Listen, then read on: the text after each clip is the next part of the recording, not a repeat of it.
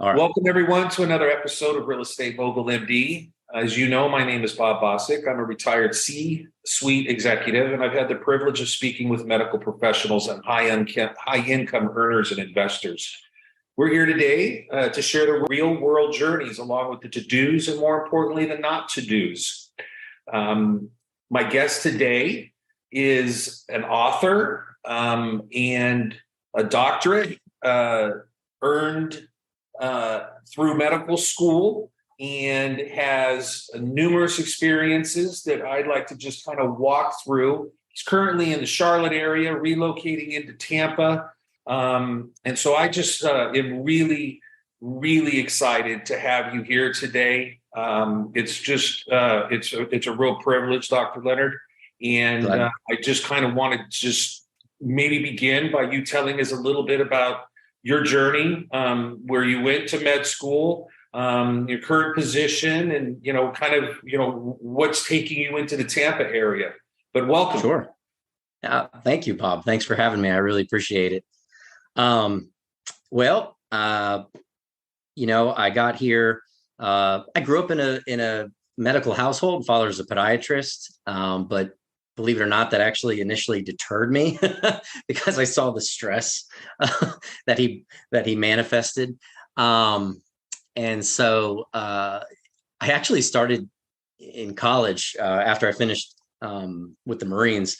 I started out as a business major, and maybe a year into it, I noticed that I really liked nutrition.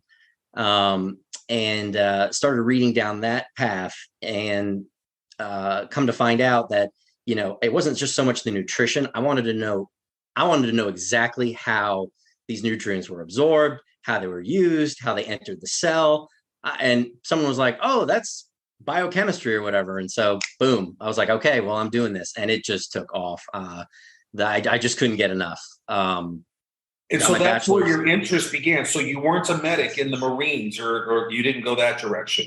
No, but Providence would have it, because Marines don't have their own. We use Navy personnel. Yes. But Providence would have it that I served in a medical unit. So, okay. So I got all this exposure to Navy corpsmen. Yes. And what they do. And in our downtime, they would teach us Marines, how to do things, how to start IVs, how to set fractures, all this kind of stuff. So we have, I do know about the Marines and the Navy, back in I won't tell you how old I am, but it was in the 80s. I was on a nuclear submarine. And so I was in the Navy, and I'm very familiar being associated with Marines, always around the base. Oh, there you go. Yep. Help keep us safe, et cetera. So right. It's interesting. And my father also was a physician. I grew up with a physician. Wow. And watched his experience and trajectory also. So it's very interesting parallels there. Wow. Yes. And thank you for your service. Thank you.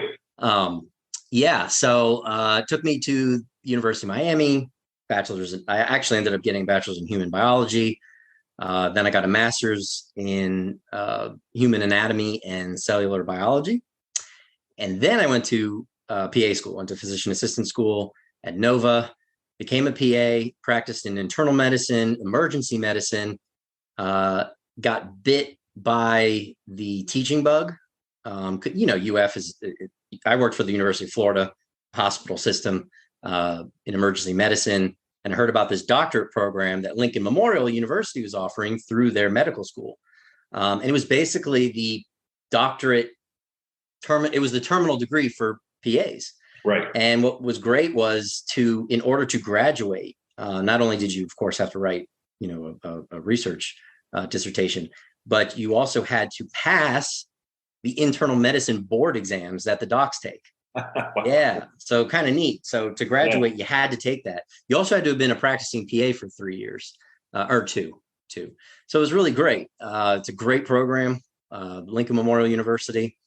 But anyways, I went into full-time academics at that point, was teaching PAs. I really love teaching. I basically teach to this day at a variety of schools, but I'm moving to Tampa to teach at Kaiser University. Oh, okay. And they're Yeah, they're starting a doctorate of medical science program. Okay. So the same degree I have, they're starting that program. So Yep. I'm moving down there to work on that. I'm on their advisory board, and then I part-time practice intensive Gotcha. care medicine. So I do that like once a week, and I plan to do the same thing in Florida, just once a week, maybe twice a week ICU shift. And is Art Kaiser still involved with the university? Yes, sir. Mm-hmm. Okay, very good. Yeah, he's been an active person in Florida and education, and years ago he was operating a for-profit. The schools were a for-profit educational system, and then he was one of the first ones, probably about 15 years ago, that took it to a nonprofit status. He could kind of see the writing on the wall politically where things were going in a nonprofit education versus, Profit, for-profit. I always find it interesting, when people talk. I've worked for a non-for-profit, and I've obviously worked for-profit, and nonprofit, and I've ran them. They call them that, and it's somewhat of a misnomer because they're always about the about the profit. They got to make sure that you're not running in a deficit or in a hole. But in any event, so when you went to school, did you have to? Was the military able to take care of most of those expenses and tuition, or what I often hear is from physicians, they exit out of a medical school and out of education, and they're carrying probably $250,000 of debt, and it takes them a few years to get out of that circumstance. And in residency, they're making 50 grand, and and they're just, it's a tough haul there for a few years. Did you have to experience that, or was your service helpful? It was very helpful. Couldn't cover all of it. There is a cap. So it couldn't cover all of it, but I had a couple of scholarships, and of my 4 degrees, it covered my bachelor's and most of my first master's. But for PA school and doctoral, my doctorate, they were student loans. Now, working, and you're right, to this day, the average medical student comes out of med school with $250,000 of student debt. Now, what I'm doing is I've pretty much worked for a nonprofit most of my career. Most hospitals are, especially universities, academic centers. They have a program called the Public Service Loan Forgiveness Program. Yes. Yeah, and if you make 10 years worth of payments on the bare minimum, it basically goes to an income-driven plan. After 10 years, the rest is whatever's left over is forgiven. They do have 3-year plans, but that's if you work basically directly for the government, practice medicine for a jail, prison system, rural, a federal government identified rural area. And if you do that full time, you can actually pay off they'll pay off the rest of whatever your loans are. Could you have technically returned to the Marines for a 3-year stint? And would that have solved or served the purpose also? Yes, you can join the military as well. Navy, I'd have to go Navy. Well, any other branch other than Marines, but yes, yes, you could absolutely. I had a friend who you can do it post facto, so you can go after, or you can do it before and get a scholarship, and they will pay you an E5, sergeant's pay or so. The whole time you're in PA and or medical school, and then of course you dive right in. I think in the Navy we call it a petty officer second class. I think. Yeah, that's right. Yep. So I'm drawn way back years and years. Two stripes down. Yeah, that's right. So tell me, what's been the biggest challenge that you've had to face, and what have you learned from it through all of these experiences? And you can take us back to your experiences in the Marines. I imagine that you were in a warm, hot place. And serving either in Iraq or Afghanistan or somewhere. Am I probably correct? Yes, but that's classified. No, I'm just kidding. No, actually, I did a lot of training in parts of the world that were hot, and Yeah. but believe it or not, I skated through somehow. Don't ask me how. I somehow got through without being deployed. It might Oh, have been, I was technically reserves. I did do okay. 2 years active, Gotcha. but it didn't at that time back then because this is '04. I mean, the invasions were pretty fresh. Yes. Um, we were using, and especially the Marine Corps was using half their forces overseas were reserves. So it's not like it is back kind of today Yeah. and or even previous decades. They were actively deploying us. So it was just one of those things. I didn't get deployed to a theater of war. That's a good, you know what? Mom and dad are happy to hear all They, about that. And they you're are helping very, others. yes, they were very they were very I, happy to hear that. I have to admit that choosing to be on a nuclear submarine, in part was I figured I could be in the back and the rear with the gear a little bit and not up on that front line necessarily. Right. Um, Just a little so, dark though. yeah. So back to my question: what has Sorry. been your biggest challenge that you have faced, and what you learn from it?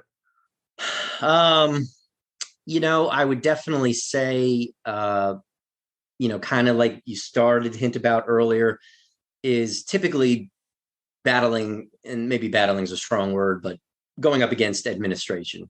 Yeah. It really is. I mean, I would say that, and honestly, insurance companies, Yes. because, getting approvals for stuff and Yep. whatnot. And they really piggyback off of what Medicare does anyways, but I can talk about that separately. Initially is admin, is support. Do I feel like where I'm being left out to dry, or do I feel like my executives really have my best interest in mind? They're looking out for us. We have the things we need.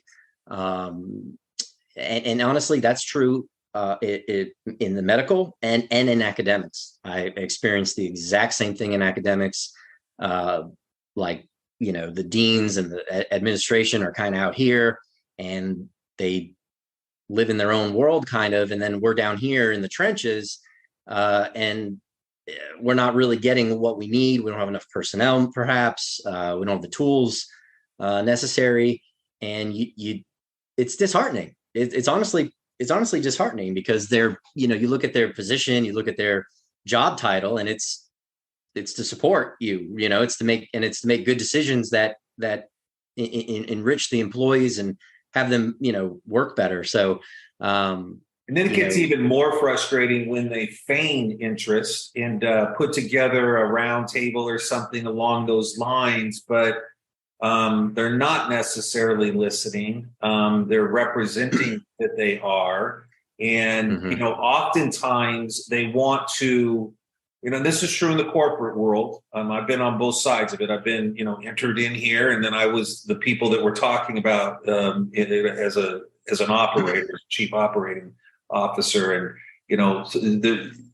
it's very unique, the experience where the communication at the top um, wants to hear what they need to hear, not what they want to hear. What do they want to hear? They want to hear everything is great, that they're Right. great, that they're providing you everything.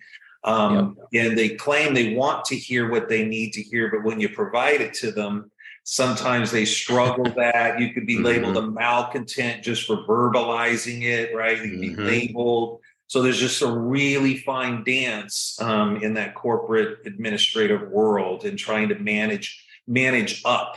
Right. Is the way I frame it. So I understand what Absolutely. you're saying.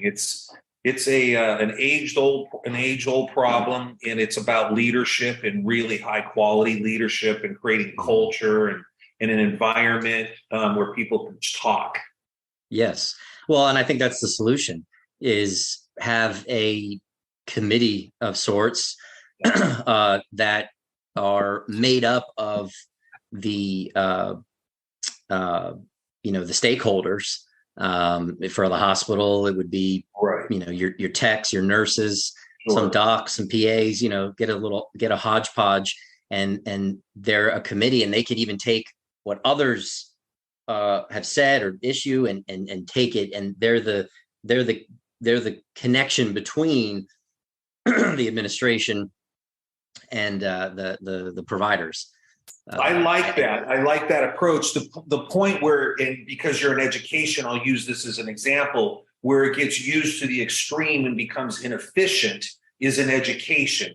You have an open position that you need to fill. You need to get a professor, and they put together a committee. And I've literally seen it take a year and a half or 2 years, to fill a position, which is absolutely absurd and ridiculous. And everybody wants to make sure that they've been heard when, you know what, we got to fill this position. We're not waiting a year and a half, right? Amen. Bob. Amen. You just nailed the nail right on the head.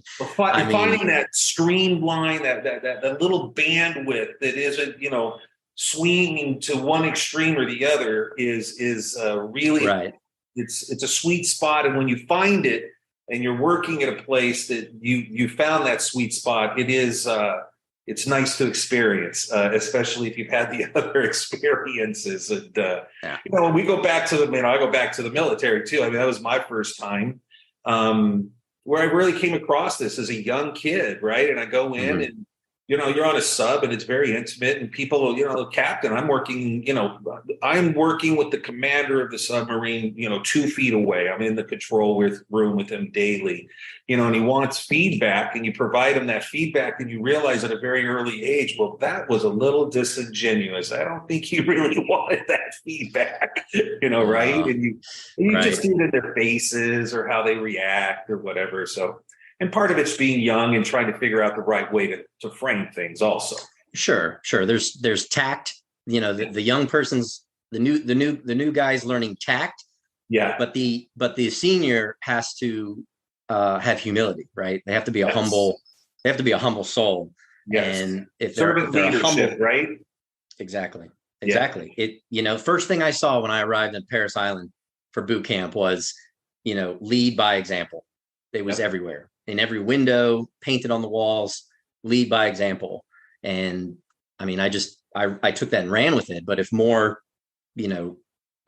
administrative executives, did that, I think we'd be a much more well-oiled machine, if you will. So we've talked about your biggest challenge, and that being, just managing up, if you will, in the inefficiencies and the lack of the higher ups kind of having their ear in an authentic way to make things better where the rubber meets the road, which is with the patients and the physicians and the nurses and the techs. But on the inverse, what is your greatest achievement that you've accomplished, and what did you learn from that? Man, well, I would say on a personal level, it would be the patients that I've, how do you say this with humility? Me and my team have, saved their life. Yeah. And they write a card, or they write this, I one time got like a 5-page letter, just saying thank you. And, sometimes they don't even go well. The situations don't go well, but the family, the way you treated them, the way you interacted with them, they write back and they say that. So, getting those moments are absolutely the personal and why I went into doing all this greatest achievement. Academically, or maybe career-wise, I would probably say, achieving my doctorate was a big one. But honestly, in the science community, being published is typically like, that's a big deal. The big deal. And it was so funny. I actually got more excited that one of my publications was used by another scientist. Yes. Actually, right? Yeah, I was more excited for that. It actually happened the day I was graduating with my doctorate. Awesome. And the day I remember being more excited for that than actually graduating with my doctorate. Yeah, that's terrific. So yeah, that was like, oh my gosh, another, Yes. another scientist. I am authenticated. I am, I've got credibility, the whole tamale. Yeah, that's that's awesome. And so tell me about the book you've authored. So it's called The Graviton of God. And it's a science book that leads to, basically draws the conclusion that there is a higher power and that he created things, but I don't interject theology. It's science. It's science, math, and statistics. And it's all these wondrous, amazing coincidences, and how we just need to take another look, take a step back. Scientists always ask questions. We're never satisfied with the answer. We're always seeking questions. Yep. And so, I used graviton as a particle of gravity. Yep. Well, gravity is the only force in the universe. It's the only force in the universe that touches every single atom. No other force touches every single atom. So just as it's interwoven into everything, I named it that. I have to get your book, because this is a subject matter of many hours in my house. Oh, really? Yeah. Absolutely. Of a belief of, is there a higher power? Not getting into what form that takes. But being a believer of science, yet trying to marry that up and reconcile that somehow with believing in a higher power, and not necessarily satisfied with a Big Bang theory as the answer, period, end of discussion, given just the very surface level complexities that one can see about the body and how that interfaces with the environment and the trees and the food and the and whatnot, and how I go into all that, how it all comes together. It's just and we have had many a wonderful long late night conversation in my household about this. But what took you down that specific journey? How did you get started on that journey? I was 21. I had just gotten out of the Marines, and I had started my journey in biochemistry, biology, whatever. Yeah. I'd always been a believer. I'd been a believer since I was young, but I wasn't I was still kind of doing my own thing. And I read a book by Dr. James Gills. He's an ophthalmologist, and he wrote it with a couple other PhDs. And I think one of them is actually technically a JD. I think he's a lawyer. And it was called Darwinism Under the Microscope. Okay. And it absolutely changed my life. And then after 9 years of studying in college, everything got more and more complex. And I was like, there is absolutely, positively no scientific, mathematical way all of this lines up without there being some type of creator. Impossible. It just statistically is absolutely, even if you made the universe, so they say the universe is 14.5 billion years old. Yes. Even if you made the universe trillions and trillions of years old, there would not be enough random occurrences for, forget the life possibility of all the randomness that had to happen. Yeah. Yeah. Forget a whole body coming together, a whole organism. So you use science and mathematics to prove your point. Right. And I wrote the book for everyone to read, not just scientists. I wrote it on probably 7th or 8th grade reading level. Yeah. It's only 112 pages, but I talk about physics. I talk about astrology, the moon. How was it received? Everything. Did you get pushback, or did you get alignment from folks? What kind of feedback did you get? 99% great feedback. There's always going to be some detractors. Sure. Especially in the scientific community. And now I'm not so afraid anymore, but I actually used a pen name because I know in academia, you don't want to be soiled by right. So I wrote it. I named it after I used my middle name for the first name, but my great grandfather back in Sweden used to write poetry. So his last name was Kinland. So I went with Dr. James Kinland, but I have Very all the good. paperwork. It's me, I swear. Yeah. But I also didn't want to get all the glory. I didn't want to get all the credit. I wanted to change, however big it becomes. I wanted to change the world, to just restart the conversation, bring it back to science. There's no science denying. Matter of fact, all I do is take the evidence that brilliant minds before me have discovered, and show how mathematically and scientifically it would just be absolutely impossible. Very good. It's very interesting that you just because of my family and our conversations on this exact subject matter that you went down that road and that path.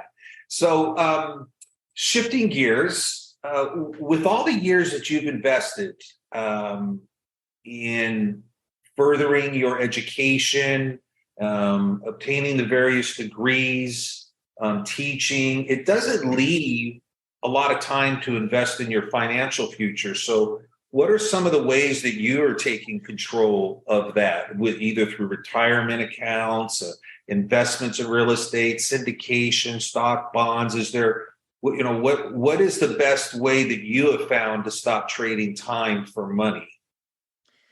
That's a great question. So I have 401k, I have an IRA, kind of the standard deal. I have found that, I try to go down the passive income route, properties, renting out those properties. I'm not currently doing those. I sold those when the market went way up for the housing market. But, and my father always taught me this, was that, passive income is kind of the way to secure your nest, because, dollar for dollar, your hour to hour work is not really going to cut it. Especially at least at my level. Remember, PAs, we get paid just fine, but we don't get paid, physician level. So, and academia doesn't pay as well as everyone thinks it does either. So you definitely have to, a physician's salary might be enough to save, right, and all that. But otherwise, you got to find passive income, properties, renting them out, flipping them if you can. The other thing is to get others to work for you. Start a business, and if you can hire people and have them work for you, they're bringing in income. Whether you're there or not. Some people recommend suggesting in franchises. That can be dicey. It can be very time drawing. In our positions, we have to find something that is very time saving, time efficient. So it's also important who you partner up with, right? You got to find. That's another thing that we've heard over the years with the positions. It's just like, I know, and they're farther along in their career arc. They're down that road a little bit, and they are making good money, and they have a significant chunk of deployable capital that they can put to work. But what they know they want to do, and finding the time to accomplish that, they're at odds. And that's, they just really struggle with it, and so that's an interesting discussion and dynamic that goes on. And we I personally work with folks trying to figure that out. But you had referenced someone that you found incredibly fascinating and were interested in. Is there anybody else that listeners may not know, but they should know, they should read, they should listen to? Oh man.